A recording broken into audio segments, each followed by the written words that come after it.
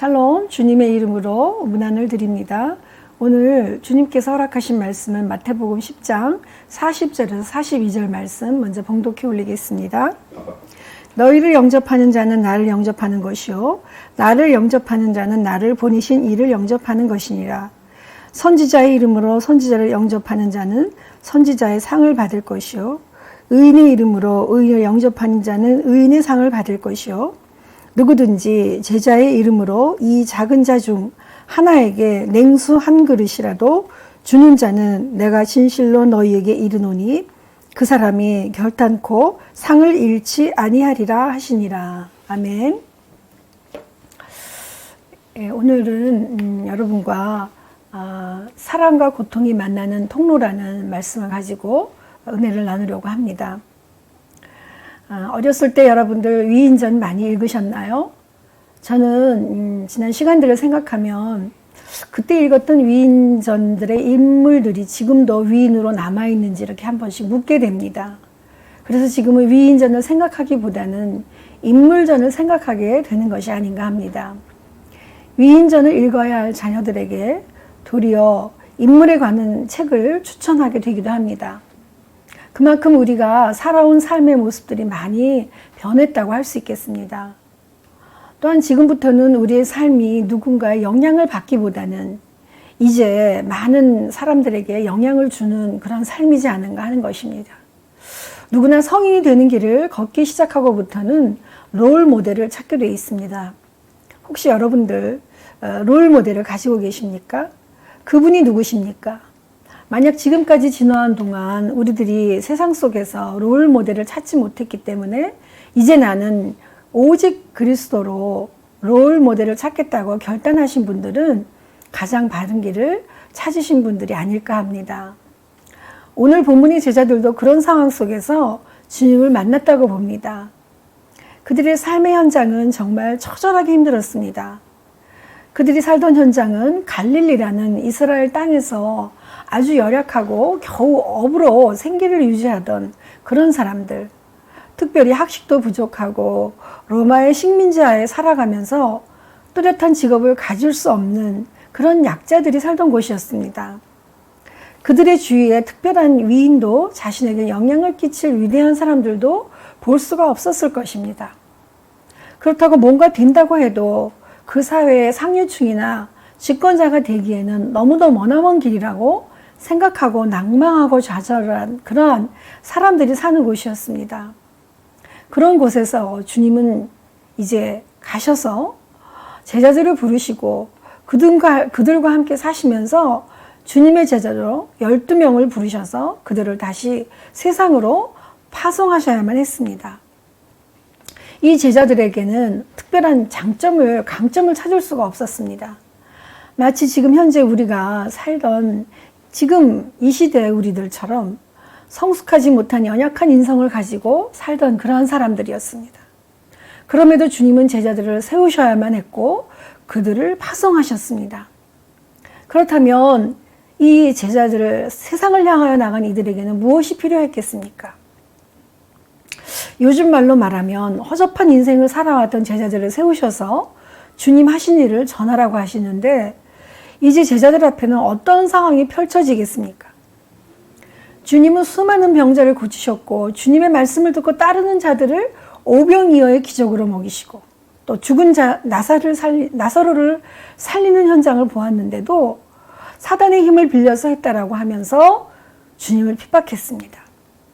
그렇다면 앞으로 이 제자들에게는 어떠한 반응이 보이게 될까요?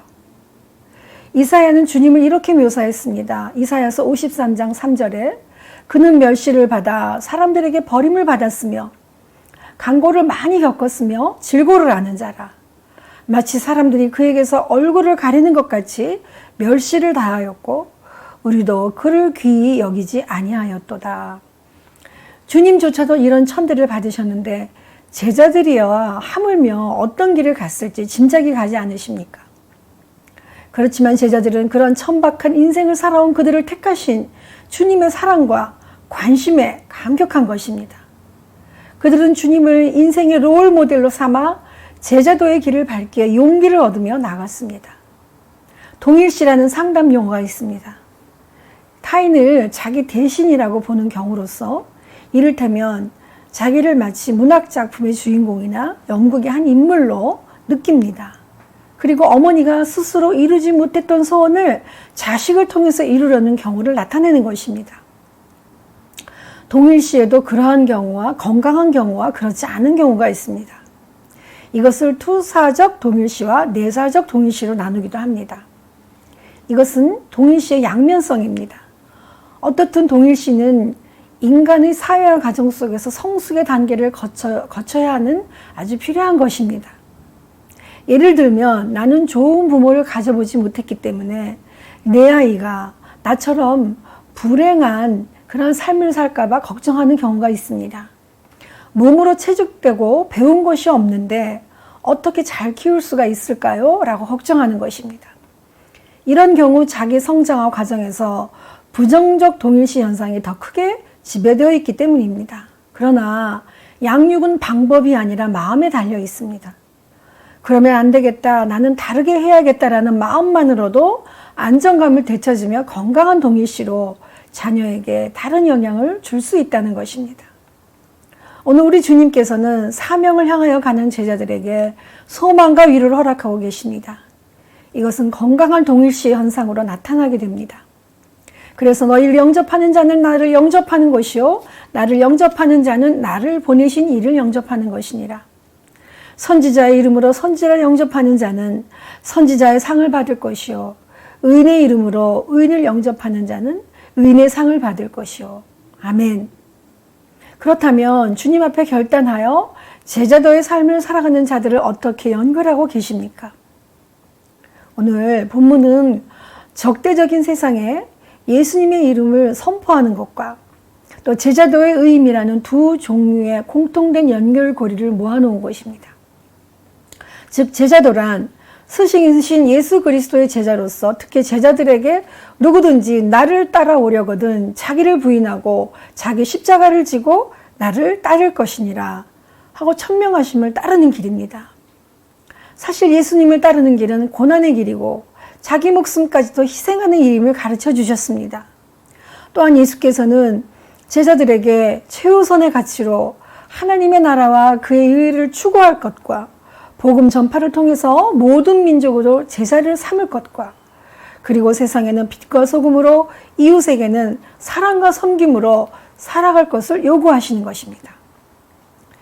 제자도에 대한 요구와 그것이 가져올 극심한 고난에 대한 경고 후에 주님께서는 본문 말씀 전체가 말하는 기본적인 사실로 제자들을 위로하고 계십니다. 그것은 제자들이 예수님의 왕국 메시지를 가지고 나갈 때에 그분의 권위를 가지고 있으며 또 예수님뿐만 아니라 하나님 자신과 완전히 동일시 될 수 있다는 것입니다.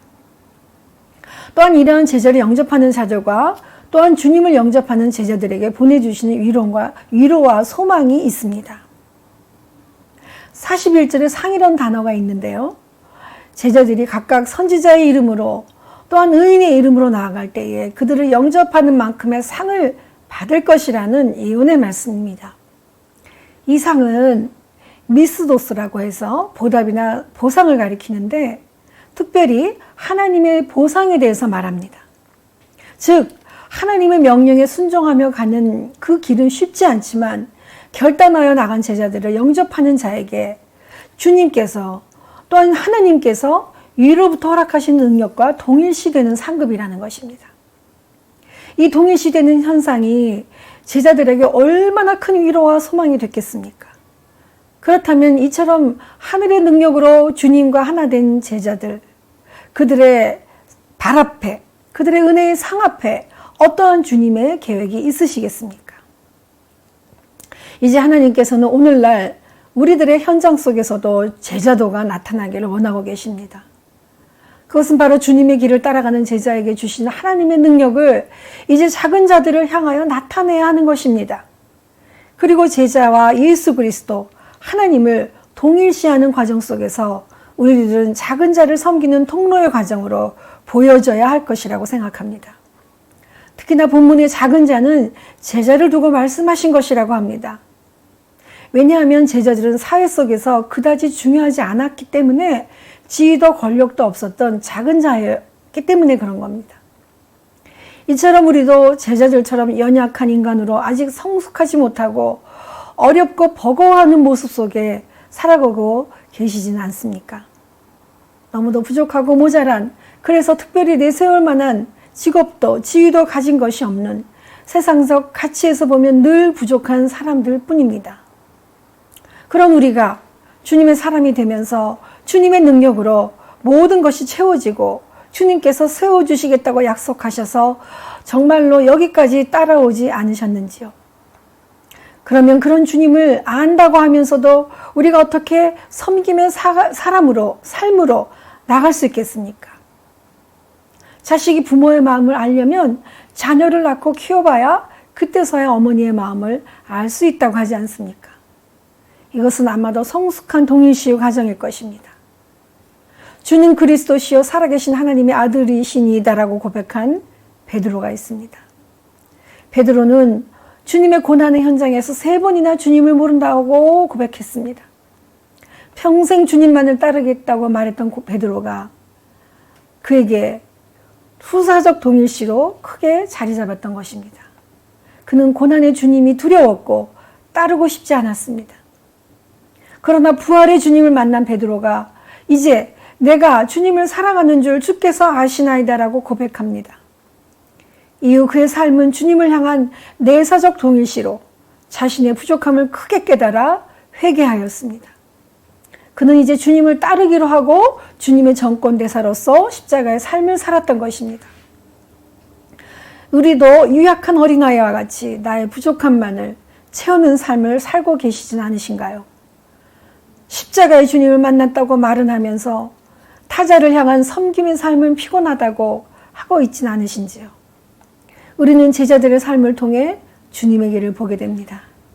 이처럼 우리의 삶을 통한 세상 사람들은 그리스도의 빛을 보기를 원하고 있습니다.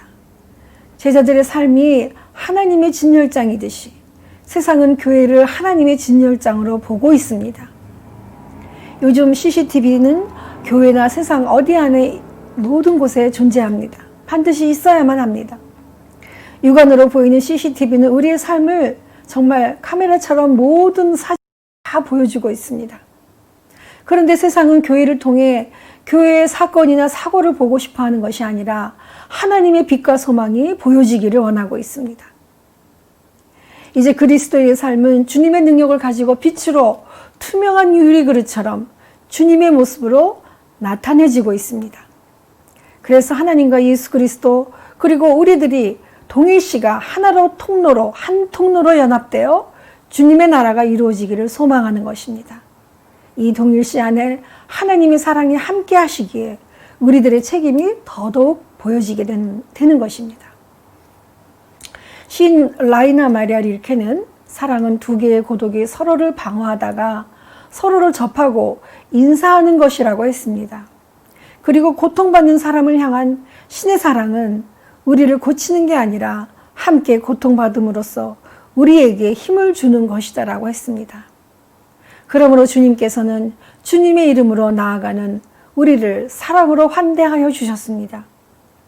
그리고 우리는 그 고통 가운데 있는 작은 자들을 섬김으로써 그들이 하나님의 사랑을 만날 수 있도록 돕는 통로가 되게 하는 것입니다. 기도하겠습니다. 살아계신 아버지 하나님, 감사합니다. 특별히 이번 한 달은 6월 정말 하나님의 살아계신 역사하심이 우리 대한민국의 역사였던 보훈의 달이고 6.25 기념하는 그런 아버지 하나님 역사적인 달입니다. 하나님께서 이 나라를 이처럼 세워주시고 하나님 삼으셔서 하나님 정말 살아계신 하나님의 생명이 이 땅 위에 살아나게 하시고 아버지 지금까지 역사하심을 다시 한번 보게 됩니다. 하나님 우리를 사랑하십니다. 그리고 하나님의 이름으로 우리가 나아갈 때 우리의 생명이 정말 하나님의 사람이 되고 우리의 이름이 주님의 이름으로 높아지며 우리 대한민국이 주님의 나라로 세워졌음을 다시 한번 감사드립니다. 하나님이 이제 이 능력이 하나님과 우리와 우리 예수 그리스도의 연합을 이루어 하나님께서 특별히 정말로 이제 세상을 향하여 작은 자를 향하여 섬김을 향하여 나아가기를 원하고 계십니다. 하나님 역사하여 주시고 도와주시옵소서. 우리를 불쌍히 여겨주셔서 하나님 이제 하나님께서 우리의 고통과 어두움과 눈물을 씻어주시고 함께 그 자리에 계시며 다시 새로운 생명으로 일으키셨듯이 우리의 삶이 주님의 능력으로 다시 세움을 받고 일으킴을 받을 수 있는 놀라운 역사를 나누어 줄 수 있도록 하나님 축복하여 주시옵소서. 감사드렸고 예수님의 이름으로 기도하옵나이다. 아멘.